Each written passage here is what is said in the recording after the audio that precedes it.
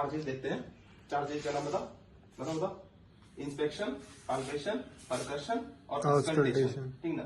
अगर स्पीड लग रहा होगा तो स्लो करके सुनेगा। ठीक ना। इंस्पेक्शन में क्या क्या देखेंगे? इंस्पेक्शन में सबसे पहले देखेंगे एब्डोमेन का शेप देखेंगे। एब्डोमेन जो होता है ना वो फ्लैट और स्लाइटली राउंडेड होगा किसी भी नॉर्मल इंडिविजुअल में। ठीक है, एब्डोमेन फ्लैट और स्लाइटली राउंडेड किसी भी नॉर्मल इंडिविजुअल में। डिस्टेंडेड किसमें होगा? बोलो। एसाइटिस में डिस्टेंडेड हो सकता है, कोई इंटेस्टाइनल ऑब्स्ट्रक्शन है तो हो सकता है, नेक्रोटाइजिंग इंट्रोकोलाइटिस में हो सकता है, कोई मान लो कि क्रोनिक किडनी डिजीज हो गया, कोई लीवर डैमेज हो गया तो उसमें डिस्टेंडेड एब्डोमेन होगा। और स्केफॉइड किसमें होगा? तो कॉन्जेनाइटल डायफ्राग्मेटिक हर्निया में हो सकता है। ठीक है, तो पहला क्या देखा? Shape of abdomen. नॉर्मल क्या होता है? फ्लैट और स्लाइटली राउंडेड। ठीक। दूसरा तुम इंस्पेक्शन में क्या देख सकता है? अम्बिलिकस का पोजीशन देख सकता है, उसका शेप देख सकता है। किसी भी नॉर्मल इंडिविजुअल में अम्बिलिकस कैसा रहेगा? अंदर की तरफ घुसा हुआ, इन्वर्टेड। और अगर कोई एबनॉर्मल कंडीशन है तो इवर्टेड, मतलब पुश्ड आउटवर्ड। तो किसमें पुश्ड आउटवर्ड रह सकता है? दिमाग लगा। एसाइटिस के केस में, कोई प्रेग्नेंट वुमेन है तो उसमें हो सकता है, या तो अगर कोई लार्ज एब्डोमिनल ट्यूमर हो गया तो उसमें हो सकता है। ठीक है। अम्बिलिकल कॉर्ड को भी हम लोग चेक करते हैं न्यूबॉर्न बेबी में। अम्बिलिकल कॉर्ड जो होता है ना उसमें आर्टरी और वेन दोनों रहता है। कोई भी नॉर्मल अम्बिलिकल कॉर्ड 6 से 12 दिन में ड्राई होकर के डिटैच हो जाता है। ठीक है ना। लेकिन अगर उसका लेट डिटैचमेंट हो रहा है तो उसका 3 रीजन हो सकता है। सबसे पहला प्री टर्म डिलीवरी, दूसरा इन्फेक्शन लाइक सेप्सिस, और तीसरा क्या हो सकता है? Cell mediated immunodeficiency disorder. ठीक ना। तो ये 3 कारण की वजह से उसका लेट डिटैचमेंट हो सकता है। किसका अम्बिलिकल कॉर्ड का। सो मत। ठीक ना। तो ये 2 चीज देख लिए। तीसरा चीज बताओ क्या देखेंगे? विजिबल वेन सब जो होगा ना एब्डोमेन में यहाँ पे पूरा ये विजिबल होगा। तो किसमें विजिबल हो सकता है? पल्मोनरी हाइपरटेंशन में विजिबल हो सकता है, नाम सुना है। कंजेस्टिव हार्ट फेलियर में हो सकता है। और बताओ एक और का नाम बताओ। इन्फेक्शन के केस में हो सकता है। ठीक है ना। तो ये विजिबल वेन होगा। स्कार भी देखेंगे। हाँ, स्कार भी देखेंगे। ठीक है ना। किसी तरह का साइनस देखेंगे, फिस्टुला देखेंगे, और एक सबसे इंपॉर्टेंट चीज क्या देखेंगे? एजुकेटेड पेशेंट है। हाँ ठीक है। किसी भी और किसमें देखेंगे? विजिबल इंटेस्टाइनल, ये क्या बोलते हैं, पेरिस्टाइसिस। विजिबल इंटेस्टाइनल पेरिस्टाइसिस हम लोग को किसमें देखने को मिलेगा? याद रखना, एक सबसे कॉमन बीमारी है इंटेस्टाइनल पेरिस्टाइसिस। मतलब जो पेरिस्टाइलिस्टिक मूवमेंट होता है ना वो तुमको यहाँ पे दिखेगा। हाँ, ऊपर में तुमको हल्का हल्का दिखेगा। तो वो तुमको एक सबसे कॉमन बीमारी होता है नेक्रोटाइजिंग इंट्रोकोलाइटिस, इसमें देखने को मिलता है। बताओ नेक्रोटाइजिंग इंट्रोकोलाइटिस में शेप ऑफ एब्डोमेन कैसा बताया था? डिस्टेंडेड बताए थे। शेप ऑफ एब्डोमेन डिस्टेंडेड और विजिबल पेरिस्टाइलिस देखने को मिलेगा। ठीक है ना। तो यहाँ पे हम लोग ये इंस्पेक्शन में देखे। इंस्पेक्शन में क्या क्या देखे? एब्डोमेन का शेप देखे, अम्बिलिकस का पोजीशन देखे, अम्बिलिकल कॉर्ड देखे, विजिबल वेन देखे, और क्या देखे? Visible intestinal peristalsis. तब से स्कार बोल रहा है खाली। स्कार भी देखेंगे, साइनस भी देखेंगे, फिस्टुला भी देखेंगे। ये सारा चीज को नोट कर लेना। इंस्पेक्शन हो गया। अब आता है सबसे इंपॉर्टेंट चीज, पाल्पेशन। पाल्पेशन क्यों देखते हैं बताओ? टेम्परेचर के लिए या तो टेंडरनेस के लिए। ठीक है। टेंडरनेस मतलब पेन, ऐसे करेंगे ना तो पेन होगा। ठीक है। अब ये 9 क्वाड्रेंट का नाम हम नहीं बता रहे तो याद होगा तुमको। राइट हाइपोकॉन्ड्रियल, राइट इलियक, बीच में एपिगैस्ट्रिक, अम्बिलिकल और हाइपोगैस्ट्रिक। शफाक को भी याद है। ठीक है ना। तो शफाक को भी याद होगा। शफाक जैसा मतलब कमजोर बच्चा जिंदगी में आप नहीं देखे होंगे। ठीक है। वैसे उसके बारे में कभी और बताएंगे, लेकिन ये हो गया तुम्हारा क्या? जल्दी बोल। पाल्पेशन। अब पाल्पेशन में ना हम लोग 3 सबसे मेजर ऑर्गन का पाल्पेशन देखते हैं। एक होता है लीवर, दूसरा होता है स्प्लीन, तीसरा होता है तुम्हारा किडनी। ठीक है। अब सुनो लीवर को कैसे पाल्पेट करते हैं। किसी भी पेशेंट का अगर लीवर पाल्पेशन करना है तो सबसे पहले तो उसको बोलेंगे जाओ पेशाब करके आओ। ठीक है ना, क्योंकि यूरिनरी ब्लैडर से खाली हो जाएगा। ठीक है ना। नहीं आप बैठे रहिए। ठीक है। फिर आपको बोलेंगे हम आपका नी और हिप, ठीक है ना, ये फ्लेक्स पोजीशन पे होना चाहिए। फ्लेक्स पोजीशन पे हाथ को नीचे रख देंगे और एब्डोमेन मसल को रिलैक्स करने के लिए बोलेंगे। क्या बोले पहले? ढीला छोड़। यूरिनरी ब्लैडर खाली करके आओ अपना। ठीक है ना। मिड पोजीशन, नी और हिप को फ्लेक्स पोजीशन में रखना है और एब्डोमेन मसल को रिलैक्स करना है। ठीक है ना। तो एक क्लासिकल मेथड होता है लीवर को पाल्पेट करने का। लीवर किस साइड में रहता है बताओ? राइट बोलो ना जी। राइट साइड में रहता है। ठीक है। तो राइट साइड में हम लोग को लीवर पाल्पेट करना है। तो पेशेंट को डायरेक्टली, मान लो हम तुमको ये पोजीशन पर रख दिए, अब क्या डायरेक्टली लीवर पाल्पेट करने लगेंगे? नहीं। पेशेंट को बोलेंगे डीप ब्रीदिंग लीजिए। ठीक है। इंस्पिरेशन जब वो करेगा ना तो डायफ्राम नीचे चले जाएगा और लीवर भी नीचे चले जाएगा। तो तुमको क्या करना है? ये कौन सा बॉर्डर है? Radial border. Radial border of index finger, इससे तुमको पाल्पेट करना है लीवर को, ऐसे ऐसे करके। ठीक है ना। एक बार हम ऐसे किए, ठीक है, इससे मेरा लीवर पाल्पेट नहीं हुआ। ठीक है। तो जब पेशेंट एक्सपायर करेगा मतलब सांस छोड़ेगा, ठीक है ना, तो तुमको 1 सेंटीमीटर अपना हाथ को और ऊपर लेके चले जाना है। फिर पाल्पेट करके देखना है, फिर उसको बोलेंगे डीप ब्रीदिंग लीजिए, फिर डीप ब्रीदिंग लेगा, फिर पाल्पेट करना है, फिर वो छोड़ेगा, फिर 1 सेंटीमीटर ऊपर चले जाना है। मतलब तुमको ऐसे करते करते राइट इलियक फोसा से कहां तक आना है बताओ? 15। ये कौन सा है सबसे ऊपर? राइट की तरफ, right hypochondriac region, right iliac fossa से राइट हाइपोकॉन्ड्रिक तक आना है। किससे पाल्पेट करना है? Radial border of index finger से ऊपर की तरफ आना है। ये क्लासिकल मेथड है, ठीक है। अगर किसी को एसाइटिस है तो उसके लिए हम लोग डिपिंग मेथड करते हैं। डिपिंग मेथड मतलब ऐसे से, ये देखो ये 2 हाथ है और इसको ज्यादा फोर्स से हम लोग नीचे की तरफ देंगे, ज्यादा फोर्स से, ठीक है ना, ज्यादा फोर्स से करेंगे, दर्द थोड़ा सा इसमें होता ही है, ठीक है ना। Dipping method. एसाइटिस के केस में ना हम लोग परकशन में 2 चीज करेंगे, फ्लूइड थ्रिल और शिफ्टिंग डलनेस। ये सबसे अच्छा चीज है, ये तुम मतलब साला डिपार्टमेंट में भी नहीं सिखाया होगा, ठीक है। तो ये हो गया तुम्हारे लीवर का पाल्पेशन, समझ गया ना लीवर कैसे करते हैं। देन हम आता है क्लासिकल और डिपिंग। अच्छा एक बात तुम बताओ, इसको नोट कर लेना है, बहुत सबसे ज्यादा इंपॉर्टेंट। लीवर क्या किसी हेल्दी इंडिविजुअल में पाल्पेबल होता है? लीवर को किसी हेल्दी, हम हेल्दी, मेरे में लीवर पाल्पेट कर देगा तुम? नहीं कर पाओगे, ठीक है ना। लीवर हमेशा नॉन हेल्दी हिपैटोमेगाली में पाल्पेशन हो सकता है। तो कोई भी हेल्दी लीवर कैसा होता है? Not palpable. टेंडरनेस कैसा होता है? नॉट टेंडर, नॉन टेंडरनेस, ठीक है ना। उसका सरफेस कैसा होता है? स्मूथ, ठीक है ना। उसका तुम्हारा ये क्या बोलते हैं, मार्जिन कैसा होता है? Smooth and rounded. मार्जिन कैसा हो गया? Smooth and rounded. और कंसिस्टेंसी कैसा होता है? कंसिस्टेंसी मतलब हार्ड है कि सॉफ्ट है, कैसा होगा? सॉफ्ट होगा। ये सारा चीज स्प्लीन में भी कॉमन होगा, बस स्प्लीन में उसका जो टिप होता है ना वही पाल्पेबल होता है।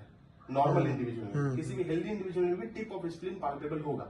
ऐसे तो स्प्लीनोमेगाली में पूरा स्प्लीन पाल्पेबल होगा, लेकिन लीवर में तुम्हारा पाल्पेबल नहीं होगा, इसमें होगा, ठीक है। अब स्प्लीन समझ आ रहा है ना। अब स्प्लीन को याद वीडियो पे, स्प्लीन को हम लोग कैसे पाल्पेट करेंगे? 4 मेथड से करते हैं, एकदम बहुत आसान मेथड है। पहला है क्लासिकल मेथड, जो कि लीवर में ही करते हैं। कुछ नहीं करेंगे, इसको बस हम लोग राइट, कौन सा है ये बोलो? इलियक फोसा से लेफ्ट हाइपोकॉन्ड्रिक रीजन तक हम लोग को यहाँ पे जाना है, ठीक है ना। ऐसे डायगोनली हम लोग को ऊपर की तरफ जाना है। कैसे जाना है? ऐसे डायगोनली ऊपर की तरफ। डायगोनली जाना था कि अम्बलाइकस के ऐसे पास से घूमना? अम्बलाइकस मतलब यहाँ से अम्बलाइकस आ जाएगा, तो डायगोनली तुम ऐसे जाओगे ना, ऐसे ऐसे करके निकाल करके ऐसे जाना है, ठीक है ना। हम तो डायगोनली देखे थे, क्लासिकल मेथड में डायगोनली बताया, ठीक है। उसके बाद दूसरा नंबर क्या है बताओ? क्लासिकल के बाद हो गया, क्लासिकल मेथड के बाद बायमैनुअल मेथड। बायमैनुअल मेथड में हम लोग कैसे करेंगे लीवर को, स्प्लीन को पाल्पेट? स्प्लीन जिस साइड है ना, उस साइड हम लोग अपना लेफ्ट, ये जो राइट हैंड है उसको 9th, 10th और 11th रिब के पोस्टीरियर साइड में रखेंगे, ये है ना। 9th, 10th और 11th के पोस्टीरियर साइड में रखेंगे और फिर हम लोग उसको थोड़ा सा लिफ्ट करेंगे और स्प्लीन को पाल्पेट करेंगे। लिफ्ट करके स्प्लीन को पाल्पेट करेंगे, लिफ्ट करके स्प्लीन को पाल्पेट करेंगे, ठीक है ना। किसके पीछे रखे? 9th, 10th, 11th रिब्स के पीछे रखे। ये कौन सा मेथड हो गया? बायमैनुअल, क्योंकि इसमें 2 हाथ का यूज किए हैं, ठीक है ना। तीसरा जो मेथड होता है वो हुकिंग मेथड होता है। हुक मतलब बिलो कोस्टल मार्जिन है ना, हुक कैसे रहता है? ऐसे रहता है ना हुक, ऐसे उठा, ऐसे हुक। तो इस हम उस तरफ चले जाएंगे, ठीक है ना। और ऐसे मान लो इस तरफ स्प्लीन है तुम्हारा, मान लो इस तरफ स्प्लीन है, तो ऐसे हुक की तरफ में यहाँ पकड़ेंगे इसको, ठीक है ना, हुक की तरफ। ये हुकिंग मेथड हो गया। अब मान लो ये तुम्हारा एसाइटिस का केस है मान लो यहाँ पे, ठीक है ना। तो तुम इसमें क्या करोगे? जो बताए थे लीवर के केस में, डिपिंग मेथड। ये डिपिंग मेथड ऐसे होता है, लीवर स्प्लीन को ऐसे पाल्पेट करेंगे। इसमें थोड़ा सा दर्द होता है क्योंकि हम लोग जोर से प्रेस करते हैं, ठीक है। ये हो गया स्प्लीन, समझा। 4 मेथड बताया इसमें, कौन कौन सा? क्लासिकल, बायमैनुअल, हुकिंग और डिपिंग मेथड। अब आता है किडनी। किडनी बताओ तुम लोग एक चीज, एक ही मेथड से पाल्पेट करते हैं, बायमैनुअल मेथड से, ठीक है ना। 2 हाथ का यूज करते हैं, सिंपल समझ लो, उठा के पीछे से उठाएंगे और यहाँ से हम लोग उसको पाल्पेट करेंगे। इसमें ज्यादा इंपॉर्टेंट सवाल क्या आ जाता है? तो पता लग जाएगा। हाँ, पता क्यों लगेगा? बनाते हैं कोई नॉर्मल न्यूबॉर्न बेबी है, उसमें क्या किडनी नॉर्मली पाल्पेबल होता है? नहीं होता। बस lower pole of right kidney palpable होता है, lower pole of right kidney palpable होगा, ऐसे पाल्पेबल तुम्हारा किडनी नहीं होता, ठीक है ना। तो अगर किसी न्यू बॉर्न को हम लोग को किडनी पाल्पेट करके देखना है तो lower pole of right kidney को देख सकते हैं। ऐसे कोई पैथोलॉजी के केस में ही किडनी को पाल्पेट करके देखेंगे, ठीक है ना। जैसे कि रेनोमेगली, रेनोमेगली का मतलब क्या होता है? Kidney enlargement. अगला है क्या? रेनोमेगली डांट भी रहे हैं तो गुस्सा मत, वो काट दीजिएगा। हाँ, तो रेनोमेगली का मतलब किडनी इनलार्जमेंट हो गया। इसमें लीवर को पाल्पेट, किसको? किडनी को पाल्पेट करके देखते हैं, यहाँ से पाल्पेशन खत्म, ठीक है ना। उस एक चीज बस याद रखो, लीवर, स्प्लीन, किडनी, ये तीनों में हम लोग किसी चाइल्ड का या तो एडोलसेंट का ऐसे पाल्पेशन करके देखते हैं। अगर कोई न्यू बॉर्न है, मान लो कि न्यूनेट है, इन्फेंट है, तो हमेशा ये यूज नहीं करेंगे, ये यूज करेंगे। हल्का सा एकदम प्रेस करके उसको देखेंगे, हल्का सा, ठीक है ना। तो ये समझ में आ गया। अब आता है उसके बाद सबसे इंपॉर्टेंट परकशन। परकशन में याद रखो, ये देखो, ये है प्लेक्सीमीटर फिंगर और ये है प्लेक्सर फिंगर। प्लेक्सीमीटर फिंगर और प्लेक्सर फिंगर का यूज करके हम लोग परकशन करते हैं, ठीक है ना। देखो ये प्लेक्सीमीटर हो गया, ये प्लेक्सीमीटर है, ठीक है ना, और ये परकशन है, ठीक है। और ये सॉरी परकशन बोलते हैं, ये प्लेक्सर फिंगर है। तो इसको प्लेक्सर फिंगर को हम लोग कहाँ करते हैं, यहाँ पे बीच में है ना मारते हैं, ठीक है, जिससे साउंड प्रोड्यूस हो सकता है, ठीक है। दो तरह का साउंड प्रोड्यूस हो सकता है, रेजोनेंट या तो डल साउंड। ये सब फालतू बात है। सबसे इसमें इंपॉर्टेंट दो चीज है, एक है फ्लूट थ्रिल और एक है शिफ्टिंग डलनेस। ये बहुत ज्यादा इंपॉर्टेंट है। किसी पर्सन को, नॉर्मल इंडिविजुअल को तुम देखेगा ना डिपार्टमेंट में, तो एसाइटिस का पेशेंट बहुत रहेगा। एसाइटिस का मतलब फ्लूइड का एक्यूमुलेशन हो जाता है पेरिटोनियल कैविटी में। तो मॉडरेट एसाइटिस है कि सीवियर एसाइटिस है, कैसे पता करोगे? जनरली क्लिनिकल एग्जामिनेशन से।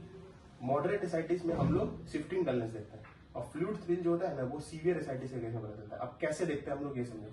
सबसे पहले आता है शिफ्टिंग डलनेस। तो शिफ्टिंग डलनेस हम लोग कैसे देखेंगे, देखो पहले तुम, हाँ शिफ्टिंग डलनेस देखो। परकशन हम लोग कैसे करेंगे, एपिगैस्ट्रिक रीजन है ये, एपिगैस्ट्रिक बीच वाला, ध्यान से देखो एकदम एपिगैस्ट्रिक है। यहाँ पे हम लोग परकशन करना शुरू करेंगे, चुपचाप रहना।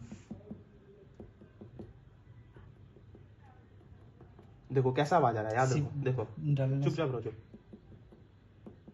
कैसा आवाज आया, रेजोनेंट। डलनेस ये नहीं होता, डलनेस थोड़ी होता है ये, देखो ये रेजोनेंस साउंड है। तो एपिगैस्ट्रिक से अम्बिलिकस तक हम लोग करते जाएंगे, करते जाएंगे, करते जाएंगे, करते जाएंगे।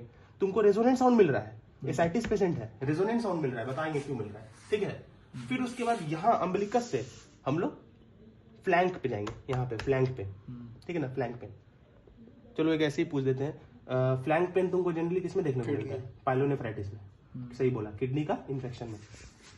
ऐसे से जाएंगे, ऐसे से जाएंगे, ऐसे से जाएंगे, कहां तक जाएंगे, फ्लैंक तक।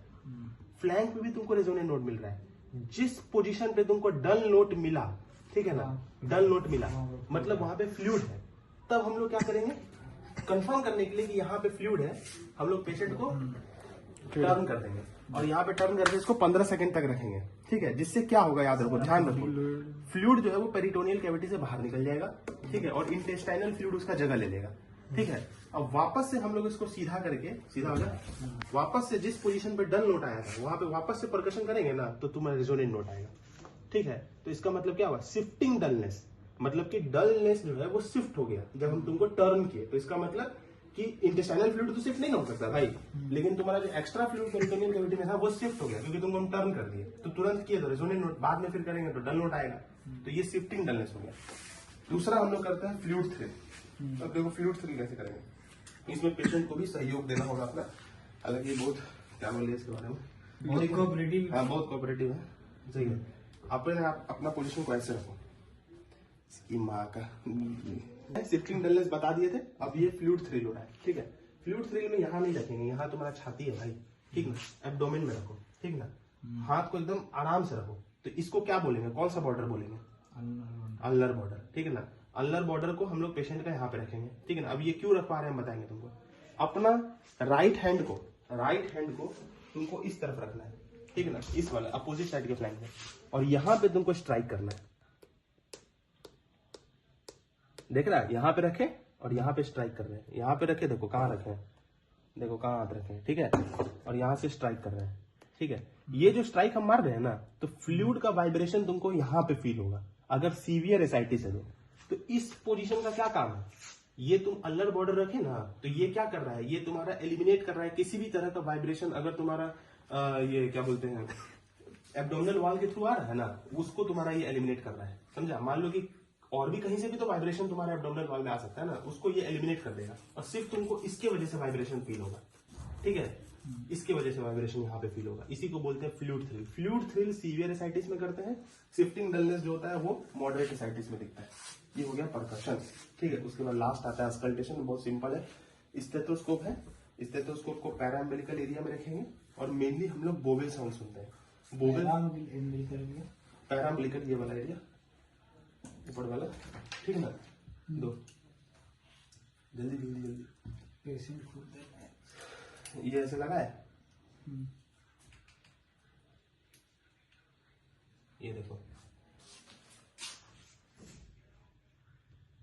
पैरा अम्बिलिकल एरिया में हम लोग तुम्हारा एम्बिलिकल के हाँ, तो ये हम लोग स्टेथोस्कोप लगाएंगे और क्या चेक करेंगे, बोवेल साउंड।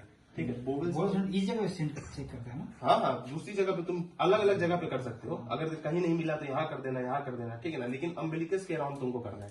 ठीक है, तो कितना होता है किसी भी नॉर्मल का, 3 से लेके 4 होता है पर मिनट, 3 to 4 पर मिनट। ठीक है, तो ये तो कोई भी बता देगा कि बोवेल साउंड चेक करते हैं, कुछ मस्ट चीज बताना चाहिए। ठीक है ना, अस्कल्टेशन में क्या करते हैं। ठीक है, किडनी कहाँ है तुम्हारा, यहाँ, और लीवर कहाँ है, यहाँ। ठीक है, तो लीवर के ऊपर जब हम लोग अस्कल्टेशन करेंगे ना, लीवर के ऊपर जब हम लोग अस्कल्टेशन करेंगे, और मान लो ऐसा टर्बुलेंस का मतलब समझते हैं, टर्बुलेंस, हाँ, मतलब थोड़ा सा, हाँ इधर मतलब टर्बुलेंसी जैसा, मतलब घड़बड़ जैसा आवाज करना। ठीक है, तो अगर टर्बुलेंस ब्लड फ्लो है, क्यों हो सकता है टर्बुलेंसी ब्लड फ्लो, किसी ब्लड फ्लो का नेचर टर्बुलेंट क्यों होता है, because of narrowing blood vessels और the obstructions in the blood vessels, इसकी वजह से हो सकता है। ब्लड वेसल में कोई ऑब्स्ट्रक्शन है तो ब्लड वेसल नैरो हो गया है, उसकी वजह से हो सकता है। तो अगर तुमको टर्बुलेंस ब्लड फ्लो साउंड मिल रहा है, जिसको हम लोग याद रखो क्या बोलते हैं, ब्रूट्स, BRUITS, ब्रूट्स, BRUITS, ब्रूट्स, ब्रूट साउंड अगर तुमको ये लीवर के ऊपर मिल रहा है, तो इसका मतलब एवी फिस्टुला का केस वो हो सकता है, मतलब आर्टरियोवेनस फिस्टुला। ठीक है, और अगर यही ब्रूट साउंड तुमको किडनी के ऊपर मिल रहा है, तो रीनल आर्टरी स्टेनोसिस का वो केस हो सकता है। किसका केस हो सकता है, रीनल आर्टरी स्टेनोसिस का केस हो सकता है। ठीक है, तो ये हो गया इंस्पेक्शन, पाल्पेशन, परकशन और अस्कल्टेशन। अब कुछ जैसे कि देखो, पेन होता है, कितना टाइप का पेन होता है। पहला जो पेन होता है नॉर्मल चीज है, सबसे पहला पेन होगा कोलिकी पेन, जिसको हम लोग बोलते हैं शार्प इंटरमिटेंट पेन। किसमें देखने को मिलेगा, कोलियोलिथिस, एकदम सही, ठीक है ना, नहीं कोलिलिथियासिस में नहीं, उसमें अपेंडिसाइटिस में देखने को मिलेगा, और तुमको ऑब्स्ट्रक्शन में देखने को मिलेगा। जो बोला ना कॉलिसिस्टाइटिस और कॉलिलिथियासिस, कोलन, हाँ, कोलिकी पेन, ठीक है ना, किसमें देखने को मिलेगा, ऑब्स्ट्रक्शन में, या तो ऑब्स्ट्रक्शन गॉल ब्लैडर की जो स्टोन के कारण होती है, कौन सा, उसको क्या बोलते हैं, नहीं, किसको, गॉल ब्लैडर स्टोन, कोलिकी पे स्टोन हो गया, कोई ऑब्स्ट्रक्शन है ना, उसके वजह से कोलिसिस्टाइटिस या तो कोलिलिथियासिस है ना, इसके वजह से जो पेन तुमको मिलता है वो कौन सा पेन होता है, थ्रॉबिंग पेन होता है। ठीक है ना, तो क्या बोले, ऑब्स्ट्रक्शन और अपेंडिसाइटिस, इसके वजह से कोलिकी पेन। दूसरा क्या बोले, थ्रॉबिंग पेन, जो कि किसके वजह से, कोलिसिस्टाइटिस या हेपेटाइटिस की वजह से। अगर एपिगैस्ट्रिक पेन हो रहा है यहाँ पे, तो वो किसके वजह से हो सकता है, गैस्ट्राइटिस की वजह से। और वो उसमें कैसा पेन मिलता है, कैसा पेन मिलता है, बर्निंग पेन, एकदम सही। ठीक ना, एक बार याद रखना, गैस्ट्राइटिस का कोई पेशेंट रहेगा ना, तो कुरकुरे उड़कुरे बहुत खाता होगा। ठीक है, और अल्ट्रासाउंड सीटी स्कैन कराओगे ना, तो उसमें डिटेक्ट देखने को मिलेगा, और तुमको ऑब्स्ट्रक्शन में देखने को मिलेगा। जो बोला ना कॉलिसिस्टाइटिस और कॉलिलिथियासिस, हाँ, कोलिकी पेन, ठीक है ना, किसमें देखने को मिलेगा, ऑब्स्ट्रक्शन में, या तो ऑब्स्ट्रक्शन गॉल ब्लैडर की जो स्टोन के कारण होती है, कौन सा, उसको क्या बोलते हैं, नहीं, किसको, गॉल ब्लैडर स्टोन, कोलिकी पे स्टोन हो गया, कोई ऑब्स्ट्रक्शन है ना, उसके वजह से। कोलिसिस्टाइटिस या तो कोलिलिथियासिस है ना, इसके वजह से जो पेन तुमको मिलता है वो कौन सा पेन होता है, थ्रॉबिंग पेन होता है। ठीक है ना, तो क्या बोले, ऑब्स्ट्रक्शन और अपेंडिसाइटिस, इसके वजह से कोलिकी पेन। दूसरा क्या बोले, थ्रॉबिंग पेन, जो कि किसकी वजह से, कोलिसिस्टाइटिस या हेपेटाइटिस की वजह से। अगर एपिगैस्ट्रिक पेन हो रहा है यहाँ पे, तो वो किसकी वजह से हो सकता है, गैस्ट्राइटिस की वजह से।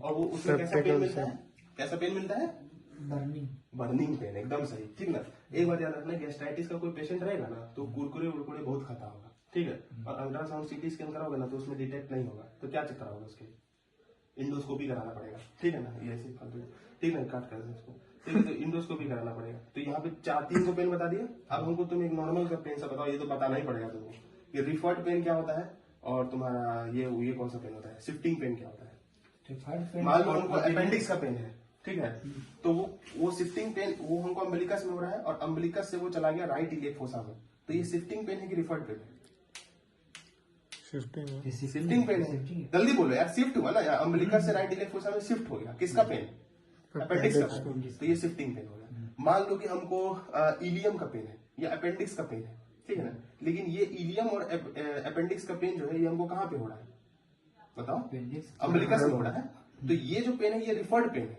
लेकिन ये अम्बिलिकस से शिफ्ट होकर राइट इलियक फोसा में चला गया, तो वो शिफ्टिंग पेन है। ठीक है, इलियम के अंदर तुमको कोई भी डिसऑर्डर हुआ या अपेंडिक्स में डिसऑर्डर हुआ, तो पेन तुमको अम्बिलिकस में होगा, ये रिफर्ड पेन, अम्बिलिकस से शिफ्ट होकर के चला गया राइट इलियक फोसा में, ये शिफ्टिंग पेन है। जैसे कि कोलोन की वजह से कोई भी पेन होगा, तो कहाँ पे होगा, कोलोन में कोई डिसऑर्डर हो गया तो कहाँ पेन होगा, हाइपोगैस्ट्रिक रीजन में होगा। ठीक है ना, हाइपोगैस्ट्रिक, ये वाला रीजन है, तो ये कौन सा पेन है, रिफर्ड पेन है। मान लो कि तुम्हारा इस साइड का डायफ्राम में कोई इरिटेशन हो गया, कोई पेन हो गया, तो इसी साइड के शोल्डर में तुमको पेन होगा। क्यों? Because of same phrenic nerve C3, C4, C5 दोनों को सेम ही फ्रेनिक नर्व सप्लाई करता है। तो ये भी कौन सा पेन हो गया? Referred pain. तो 5 पेन बोले, कोलिकी पेन। अच्छा हाँ ठीक है। बोलो क्या पूछ रहा था? ये था कि जो हार्ट एमआई में होता है ना, जो एमआई में लेफ्ट वाला वो भी रेफर्ड रिफर्ड पेन, रिफर्ड में आ गया। लेकिन वो शिफ्ट हो रहा है तुम्हारा यहाँ पे जॉ में, बिहाइंड द नेक में, वो शिफ्टिंग पेन हो गया। सिंपल समझ में आ गया? किसी शोल्डर रेफर्ड पेन है। किसी डिसऑर्डर या किसी डिजीज के वजह से कहीं पे पेन स्टार्ट हुआ है ना, वो तुम्हारा रिफर्ड पेन है। वहां से पेन शिफ्ट हो रहा है, वो शिफ्टिंग पेन है। अपेंडिक्स की वजह से पेन अम्बिलिकस में हो रहा है, लेकिन वो शिफ्ट होकर राइट इलेक्ट में चला गया, तो वो शिफ्टिंग पेन। तो अम्बिलिकस वाला रिफर्ड पेन हो गया, वो शिफ्टिंग पेन हो गया। तो 5 को पेन बोले ना, referred pain, shifting pain, colicky pain, और बोलो throbbing pain and burning pain. ये 5 पेन के बारे में बता देना, मोर देन इनफ है। और कुछ बचा? बोलो बोलो, और कुछ नहीं ना बचा? बस खेल कर काट दीजिए।